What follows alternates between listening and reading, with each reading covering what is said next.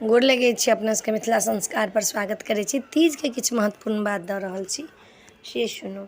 ई कजरी तीज छै। एहि दिन तीज के दिन में लोग माथ में तेल नहीं ले। एक दिन पहले ही लोग माथ धो लैया, ओहि दिन तेल नहीं लैया। एक महीना पहले अहाँ के हरियाली तीज भेल तृतीया के, आ ई तृतीया के जे है से कजरी तीज है। ई तीज जे है से एहि बेर देखियो चौठो पड़े छै आ तीजो छै एके दिन।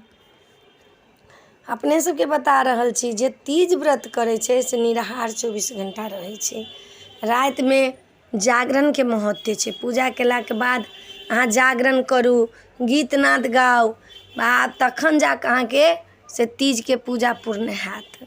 पंडित के बजा के पूजा करवाओ, कथा सुनू।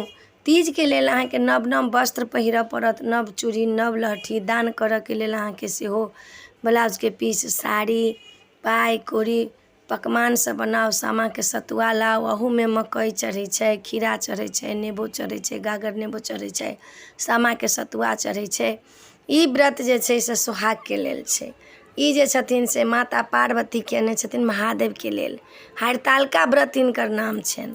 कथी ला तऽ संगी सब हरि कऽ लऽ गेलखिन हुनका पार्वती के, आ वन में जाकर रहलखिन, तपस्या केलखिन 12 वर्ष, तखन महादेव हुनका भेटल छनि।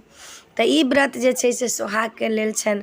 जेना माता पार्वती शंकर जी के लेल केलखिन, तहिना अहाँ सबके ई तीज जे छै से सोहाग के लेल छै। एहि दिन में कहै छै निराहार रहला। एहि दिन में पानि पीबला नहीं कहै छै, मिठाई खायला नहीं कहै छै। एहि दिन में जे सब एकर सबके जे महत्व छै से अपने सबके महत्व बता देलहुँ है वीडियो में।